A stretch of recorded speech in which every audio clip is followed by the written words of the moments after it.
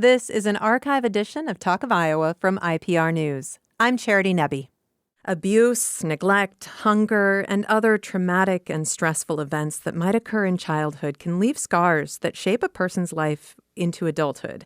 These adverse childhood experiences are called ACEs, and the more ACEs a person has, the greater the risk for long-term negative consequences, chronic health problems, mental illness, substance use disorder. Our understanding of adverse childhood experiences continues to grow, but we do know that prevention and intervention can help. Later in the hour, I'll talk with Dr. Padget Skogman. She's a traveling pediatrician who is part of Iowa's ACEs 360 network. I'll talk with her about how doctors and others can screen for these risks and help their patients and their caregivers get the help that they need. But first, since ACEs were first identified in the 1990s, researchers and practitioners have learned a great deal about the connection between childhood trauma and adult health risks. There is still more to learn, and a new developmental theory is reshaping how experts understand the impact of trauma and adverse childhood experiences. Carl Weems is the man behind this new theory. He's a professor of human development and family studies at Iowa State University. Hello, Carl. Hello, Charity. Nice to be with you. Nice to be with you. And I've been using the term ACEs for adverse childhood experiences, but your research expands that a little bit. You use the term traces to include trauma. Why do you feel like that's an important distinction? Well, it's the broader category, really. You know, it's you have the classic ACEs like you defined earlier, but there's also traumatic events. And some of the ACEs actually aren't traumas definitionally, so to speak. So parental separation or divorce or the incarceration of a household member is an ACE, but it's not necessarily a trauma. So there's also traumas like exposure to disasters, war, accidents, or community violence. And so adding that, we talk about it in terms of traces, traumatic and adverse childhood experiences. And you've been researching events like this for the past 30 years, trying to understand the impact of adverse experiences, mostly on brain development. Can you tell me just a little bit about your focus? Yeah, our research with colleagues at Stanford University was some of the first to show that there was a connection between traumatic events and brain development. And some of the work we do is trying to, get very accurate on what the research shows in terms of the connection between traumatic and adverse childhood experiences and brain development. And the data is more strong for traumatic events. All of the ACEs don't necessarily relate to changes in brain development, for example. So that's another reason why we've kind of put them together to try to understand them broadly. And several researchers have also called for the expansion of the original ACEs, which is 9 or 10 events from the original study, to a much broader category, including things like even bullying, like you said, hunger, and community violence and those kinds of things. Well, and one of the challenges of studying ACEs is that they can be difficult to identify. Often you're depending on a child to report. I suppose that including trauma, and we know obviously that trauma affects individuals and their health, looking at traumatic events that can be identified from the outside, does that make research more straightforward if you're talking about a war zone or a hurricane, for example? Well, yeah, to some extent, exactly. If you're focused on one single type of event, so soldiers in a war or people who've experienced a disaster, you can really dig down into the details of those experiences. But when you're thinking about, ACEs, there's a broad category of FEMS, and if you add traumatic and adverse childhood experiences, you're talking about a lot of different events that have varying salience and complexity. And people don't necessarily experience just one of them. Like you said, the more you experience, the higher the predictive value for negative outcomes in later life. So, being able to assess that whole group of them is no easy task. And again, there's some things that people don't necessarily want to talk about They're private things for some people and those kinds of things. And so that's kind of what my new theory is about, integrating, basically years of research from things that we've known and some things that are developing from the neuroscience. We also know that memory is imperfect, but your research also reminds us or informs us that memory is fluid and dynamic, which doesn't necessarily mean that it is faulty. Help me understand that. Exactly. That's one of the core ideas of the theory is that traumatic memories aren't necessarily any different than other memories. We forget things all the time, and it used to kind of be thought that, well, if you've experienced something like sexual abuse or extreme physical abuse by a family member, so to speak, that's not something people could forget.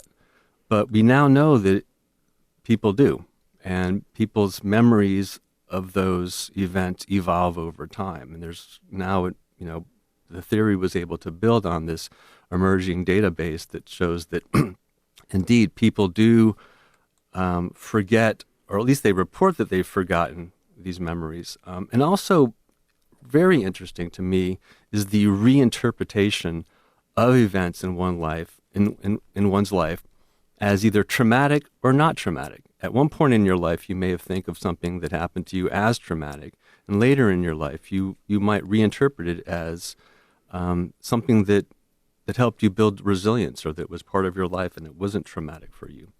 And so how we assess that, and what over time people might report, yes, that they did have a trauma, and later they know that they didn't, and then later again, yes, that they did.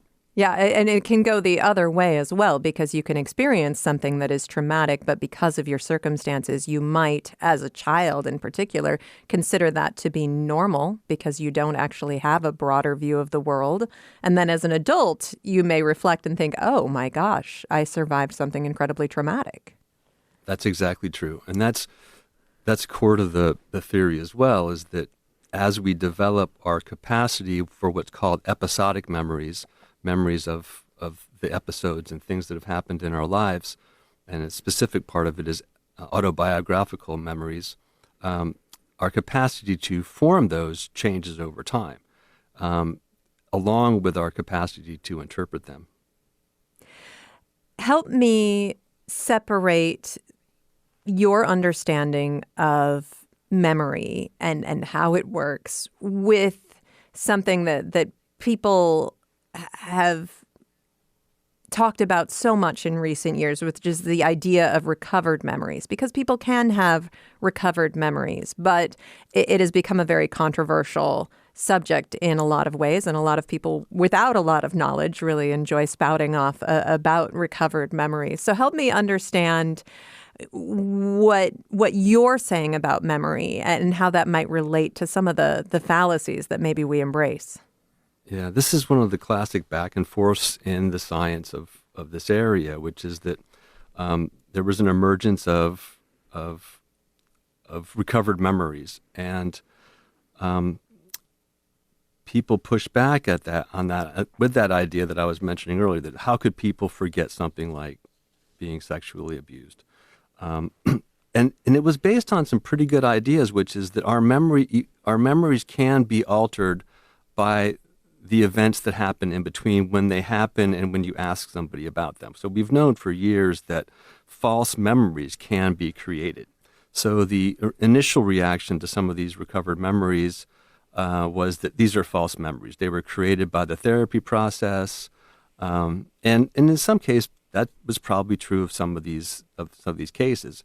That led to some really great evolution of how people assess whether or not someone has had a trauma. So being very careful about how we do those evaluations. You don't want to take a kid out of their house from their parents if a trauma didn't occur. So that can be traumatizing in and of itself.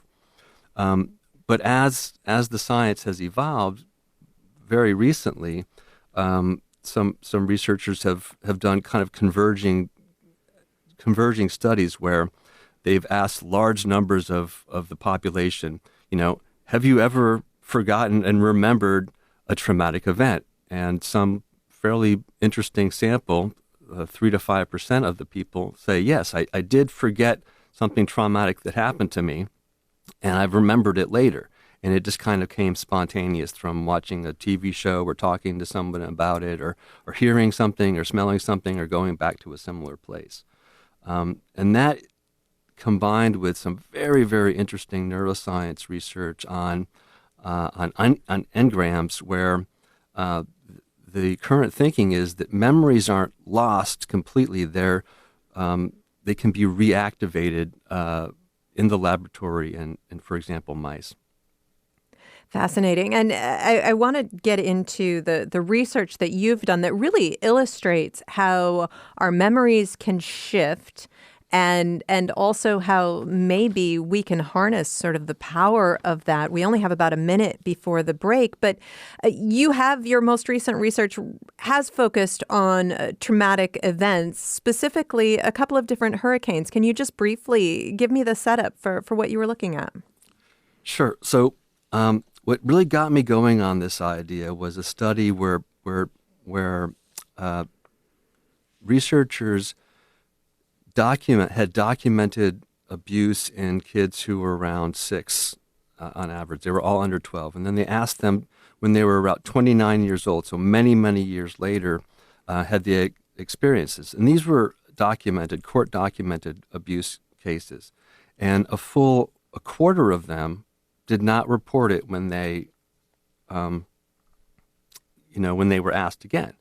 That was fascinating to me. So out of 665 adults, 173 of them who had traumas, and we knew they had traumas, did not report it later on in life. And I realized that my research on hurricanes could kind of help us understand that. And so the research. All right, and I'm going to let you explain that more thoroughly in just a moment. We are going to take a short break. I am talking right now with Carl Weems. He is professor of human development and family studies at Iowa State University. We're talking about how trauma and adverse childhood experiences can shape people as they grow, and his research into understanding a new developmental theory. This is Talk of Iowa from IPR News.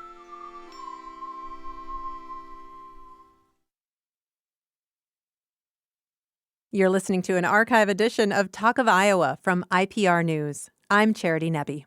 This hour, we are talking about trauma and adverse childhood experiences, or traces. These events like abuse, neglect, or experiencing violence, like a war, a terrible accident, or even a severe weather event.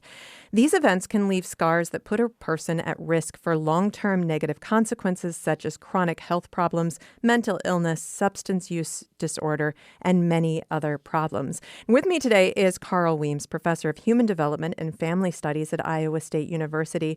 He has developed a new theory about how the impact of trauma and adverse childhood experiences shapes us. And he's been also doing this research for nearly 30 years. And Carl, just before the break, we were introducing this idea that memory is fluid and we may remember something different when we're 5 years old than we do at the age of 15. And how you took that fact and helped design a study that focuses on the experiences of individuals during Hurricane Katrina and then later Hurricane Gustav. Can you tell me just a little bit more about your developmental design of that study?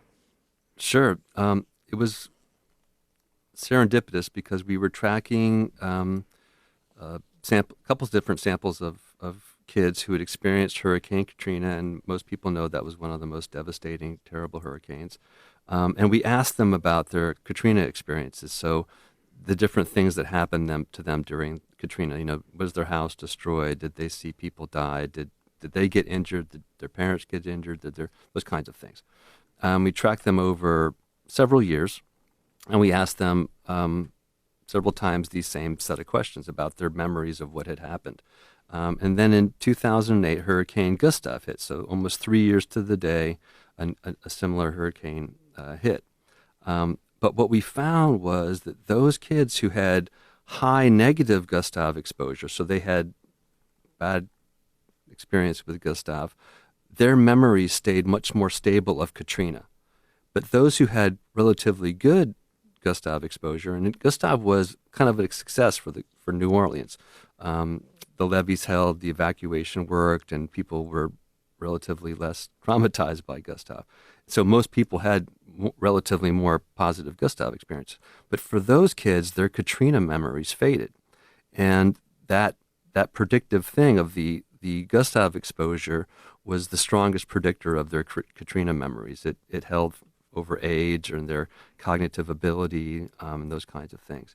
And essentially what we were seeing was that the stability of memory is influenced by those subsequent experiences, and it can be explained by this really interesting theory called reconsolidation. Reconsolidation is when we retrieve a memory, the things that happen during that retrieval can interfere with that memory, so we can forget things or we can remember new things that may or may not have happened. So what is the takeaway? What do you think that practitioners and parents can learn from your study? Well, I think it's one of the most important things is that people may forget truly. People may remember truly. People may choose not to disclose out of shame or fear of hurting someone or just not wanting to talk about it. And people may reinterpret the experiences due to a number of different things that may have happened. Therapy helps us reinterpret our traumatic experiences so that we are more empowered as opposed to seeing them as something that's damaging our lives. That's one of the best things therapy can do for trauma, is help us create a new narrative about those experiences and their effect on our lives. But one of the implications is kind of this boring scientific thing, which is that we need a lot more data on the reliability of memories. And so reliability is kind of a statistical concept where we measure people's reports of traces over time and see how strong the correlation is between those things, because that correlation influences how accurate our predictive ability is for things like obesity. The American Heart Association has made a statement that substantial evidence documents an association between these events and things like heart disease. And the strength of that, or the estimates of the strength of those kinds of association, are a function of the reliability of our measurements. I may be reading too much into this. I know that lay people have the tendency to do that when they read studies. But in thinking about how someone's memory changes after a more positive experience, when you said someone who had a very negative experience during Hurricane Katrina and then a safer or more positive experience during Gustav will sort of rewrite their memories of the earlier event, that also sounds like it's making a case to me for the power of intervention. That sounds like healing. Definitely. It kind of provides this real-world evidence that some of the things that we do in cognitive behavioral therapy works on a broad scale. In cognitive behavioral therapy, you kind of confront the trauma often and talk about it and reinterpret it. And so we think that that's the evidence that reinterpreting your trauma is a very important therapeutic thing. And it's also, and it's not necessarily that you have to confront those traumas either. Memory in our brain is protective, and so maybe forgetting part of it for whatever reason is adaptive as well. I'm talking with Carl Weems, professor of human development and family studies at Iowa State University. We've been talking about his research into traces or trauma and adverse childhood experiences. And I want to broaden the conversation now. We also want to invite you to be a part of it. If you have questions, you can send email to talkofiowa@iowapublicradio.org. We know that approximately 62% of Iowa adults reported experiencing at least one type of child abuse or household stress before the age of 18. ACEs or traces are something that affect many, many people in Iowa and all over the world. So again, Carl Weems is going to stay with us, but I want to introduce Dr. Padget Skogman. She's a traveling pediatrician, and she's part of Iowa's ACEs 360 network. Hello, Dr. Skogman. Hello. Thank you so much for being here. And when you were in medical school, ACEs or traces, this wasn't really part of the conversation, was it? No, not that I was aware of, at least. I became aware of it as a resident, listening to a TED Talk that was published in 2017.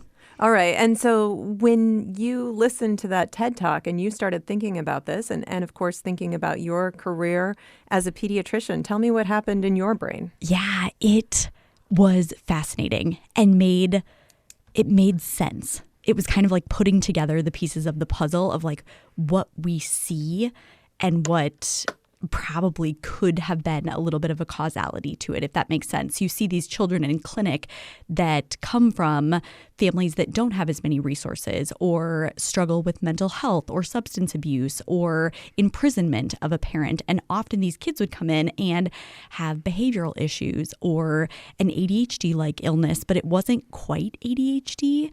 And so learning about how ACEs can impact brain development and how that goes on then to lead into chronic health outcomes was fascinating, and really just like helped put it all together for me. So you really had to educate yourself on this. In this one, I did a little bit, and that was in part just some of my interest. I myself had a little bit of childhood trauma that I have worked with doing kind of EMDR in therapy, and so I naturally had a little bit more of an interest in it. And then always, I think as so many of us as medical doctors see and recognize, right? Like we're not accurately and adequately treating the body if we're not including the mind and soul, right? Like we're not directly addressing those, but what we see is that all three really function together and ultimately cause the outcomes. When I see a 17-year-old with morbid obesity and hypertension, but then find out that he has had housing insecurity and lived in 6 different foster homes, and was in fact a victim of physical, sexual, and emotional abuse, it all fits together, right? It like in a sad, but also a very like exciting, hopeful, treatable way.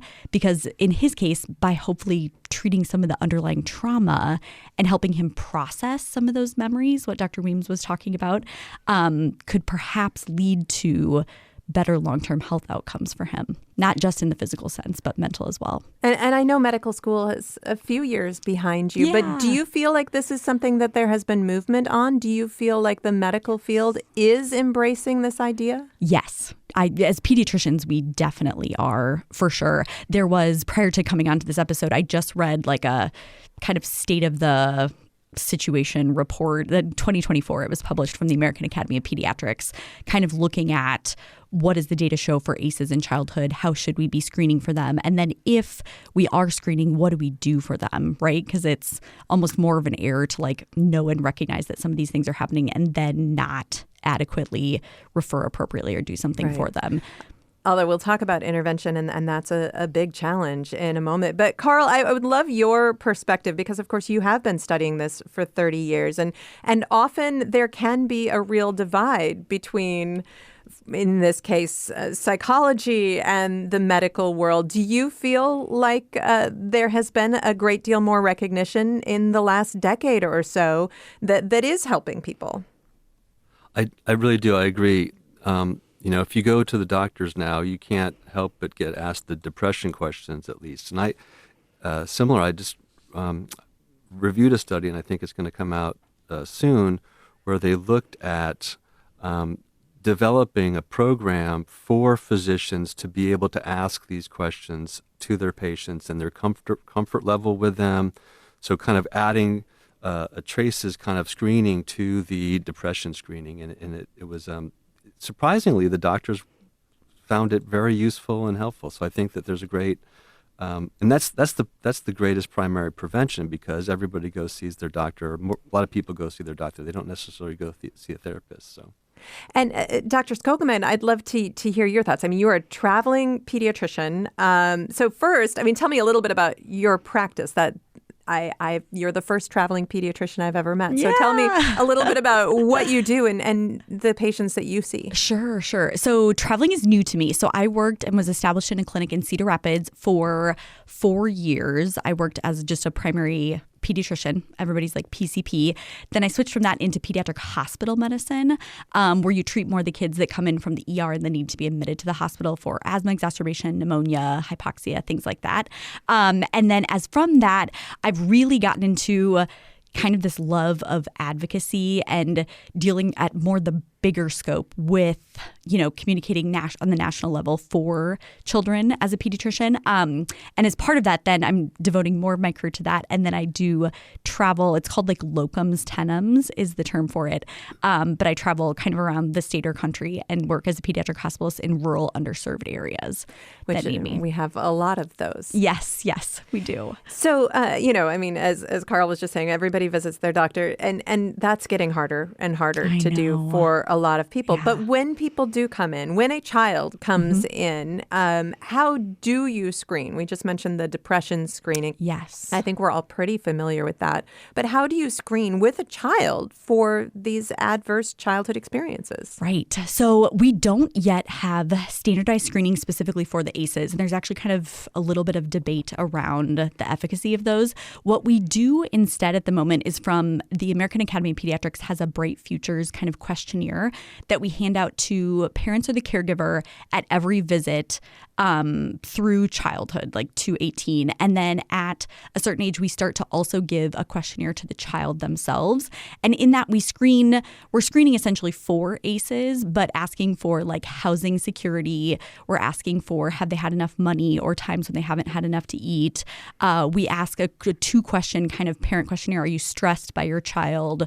Or have you had any feelings of hopelessness, wanting life to end, over anxiety, things like that. So we're kind of asking those. And then it's on, at this moment in time, the pediatrician or the PCP to then follow up with those. And so that's where a lot of the data emphasizes that best impact is if there's a good parent-child, parent-caregiver relationship, right? So having that established rapport, that empathy where you can actually follow up on that.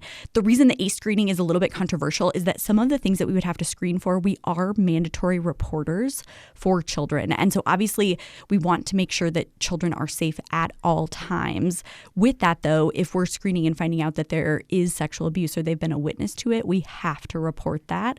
And that can obviously lead to a slew of issues that are either there or not, right? So that is kind of a tricky line to follow in terms of how sometimes clinics will get around that by screening just for the number of ACEs rather than actually having them circle which ACE it is. But at this moment in time, there's no national standardized screening for ACEs. And I can imagine someone listening thinking, well, if you're a mandatory reporter, why wouldn't you want to report?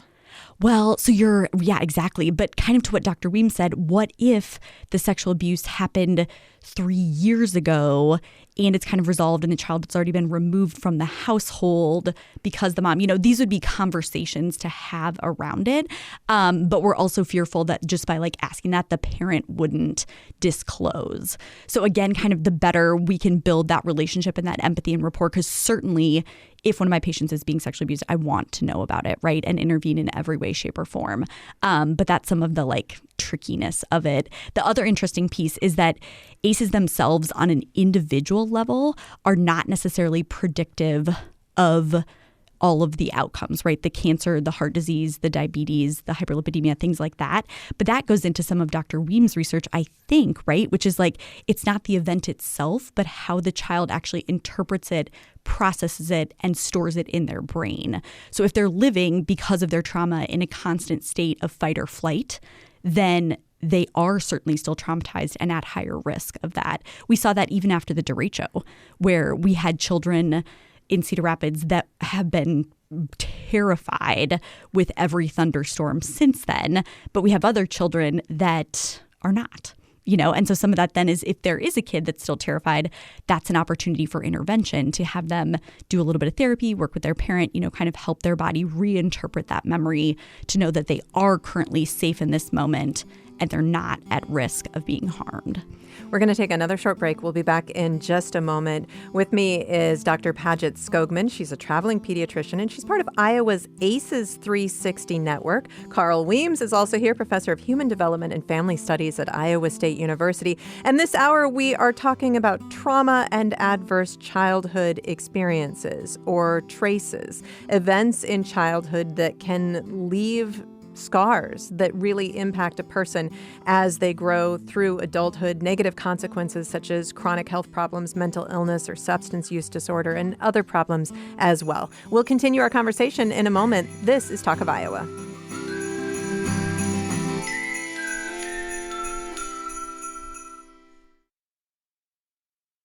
You're listening to an archive edition of Talk of Iowa from IPR News. I'm Charity Nebbe. This hour, we're talking about trauma and adverse childhood experiences, or traces, events like abuse, neglect, or experiencing violence that can leave scars that put a person at risk for long-term negative consequences, such as chronic health problems, mental illness, substance use disorder, and many other problems. With me today, Dr. Padget Skogman. She's a traveling pediatrician who's part of Iowa's ACEs 360 network, and Carl Weems, professor of human development and family studies at Iowa State University. And just before the break, Dr. Skogman, we were talking about, how a pediatrician can screen for some of these adverse childhood experiences and how it really is a tricky situation. But you had just said that it's so important to understand how a child reflects on the experience that they've had. And Carl, that plays exactly into your research, right? Exactly. The subjective experience of it is very predictive of, the negative outcome. So having objectively experienced something and not considering it traumatic is going to be less harmful for your future health. It's fascinating. Also, I think there are a lot of takeaways for parents and other caretakers in that as well. But Dr. Skogman, so, all right, as a doctor, you are trying to ascertain the risk that the child that you're interacting with is at. There's no official ACEs or traces screening that can be done, but you're using tools that are at your disposal to try to figure this out. I mean, first, are all pediatricians doing this, or is this something that you've chosen to do? I would like to think almost all pediatricians are. We, as the nature of being a pediatrician, we recognize that you never treat the child in isolation, right? They are, sometimes I'll say it as children are victims of the environment they grow up in, right? Or they're also opportunists of of what they grow up in. But we're always assessing and looking at kind of the food, the housing, the parental mental health, because all of it comes together and impacts how the child is developed. And we're really trained that way as pediatricians. All of my pediatricians in residency and medical school trained me that way. You were talking about needing to develop a relationship with the child where they trust you, but also with the caregivers of that child, and that may be their parents. In some circumstances, a child may be struggling or experiencing adverse childhood experiences because a parent doesn't have the resources that they need. So how do you look at that kind of holistically? Because I think people get very defensive if they think that someone thinks that they're not giving their child what they need. Right. I think it's so easy to, but at least my approach, and I imagine the many of others, right, is that it's a human thing to struggle, right? Each and every one of us, myself included, has struggled with mental health at different aspects of being a parent. And so I try to not necessarily shame or judge, but be with them, right? Like, this is normal. This is human. Almost 70% of us have some ACEs. This is not a thing to be ashamed of. And the more we recognize it, embrace it, even as with young infants, right? If a mother has postpartum depression and anxiety, which is so common, that's an ACE for her newborn infant, right? And that's not to say that that mom's not doing everything she can. That's an indicator for me to make sure that I'm supporting that mom as best I can, that I'm getting her the resources and getting her connected to whatever I am. Sometimes I see the newborn infant more often. Sometimes we sit in the office together and cry. It's kind of whatever they need. So pediatricians we are not therapists, but in part we play just always a tiny bit of like a therapy social worker role where we're trying to see and address because the kids are only, and being a parent is stressful and we're more isolated than ever. And with all of the social media, we're all comparing to each other. And it is really hard to be a parent in 2025. And I try to let every parent I see in clinic know that. And not that I'm better than them, I'm just with them. Right now in our society, accessing resources seems to be getting increasingly challenging. And if you are in a position where you want to help a parent access the resources they need to be the best parent they can be for their child, how do you do that? That is tricky. This is where, if there's any other PCPs listening in Iowa, they're like, yeah, I wish I had time every day to connect these families that need these resources, or I wish we had the resources or things like that. So we do the best we can, right? Nothing's ever perfect. We sometimes wing it as we go. In our clinic, the recommendations for all of the ACEs screening, if you do them, is to have a social worker that then is able to follow up with the families, because social workers naturally are more aware of all of the resources and able to spend the time and connect the families. I can't speak on any clinics other than the one I worked in, but we did not have a social worker. In residency, we did. And when I went out and became an attending, we did not. And so I very quickly had to learn and become a little bit of a social worker, which I will say also my medical assistant and nurse were very good at, as well as our front desk staff. We're all in it for the kids and their families. And so we just did the best we could. And with time and practice, you become more aware of what's available. And the more people you meet, the more you network, that kind of thing. But I think that is our greatest struggle as our current healthcare system, is that the PCP office is not set up necessarily to do all these things. And we need to be, I think, is the honest reality, but we don't have the funding or the time. When you have a child in your office who's struggling with a health problem, and you have identified that, there are adverse childhood experiences or trauma that could be very much connected to this health problem. And I think using obesity as an example is a good idea here, because it's easy to define. How does that change your approach to helping a child who's struggling with obesity and some of the accompanying health problems, who has ACEs in their background, as opposed to helping a child who's struggling with obesity and some of the, accompanying health problems and doesn't? Right. Yeah. So my approach for the two of them was very different, because if there's no ACEs underlying their obesity, then it's easier for me to sit down with the family and be like, okay, what do you normally eat? What do you normally drink? Do kind of a food diary. All right, let's make these couple tweaks and then we'll see you up, right? Because that's often a family that's not dealing with resource issues. They're not stretched beyond their means. They're not, you know what I mean? Like, they have the mental capacity to take on changing the diet, right? But as an example, a child with ACEs, right, might be food hoarding because they were hungry their first 8 years of life. And so for me to say to the foster family with that child, oh yeah, hide the food, lock it up, move it away, don't buy all the snacks they want. Well, that's not where that child is, right? That's not supportive. That's not meeting them where they're at. And so in that instance, I might instead say, hey, yeah, let's make food more accessible for you. Let's actually just let you have kind of as much as you need right now. And as you're feeding that child or giving them all these snacks, right, like maybe you'll love them a little bit more. And that child, I'm going to seek out and try to enroll in therapy, try to get them a little bit more of the mental health resources. And then in theory, with time, as they process the trauma, then we can start to address a little bit more like food and exercise.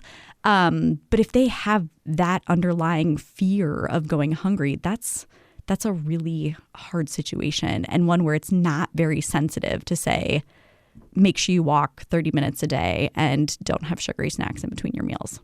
And that's an example where it's easy to see the problem. Mm-hmm. And we're talking about the fact that these traces or ACEs have long-term consequences into adulthood.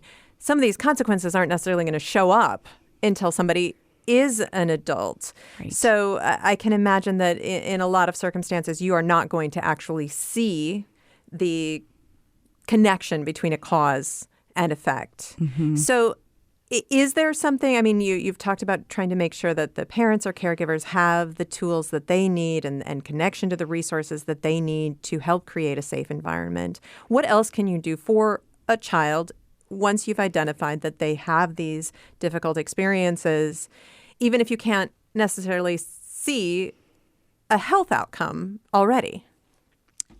Yeah. So you're talking like intervene before. Right. Yeah. So if any child has ACEs or history of trauma, or if you're listening to this program today and you're like, oh, my kid does have, like or I struggle. I have. Yeah. Or I have kind of the bigger question that would be to then, it's more than like therapy is preventative and protective. But even, again, just because they have the ACEs doesn't mean they're adversely impacted by them, right? So you could ask them like, hey, how do you feel about mom and dad's divorce? Hey, how are you?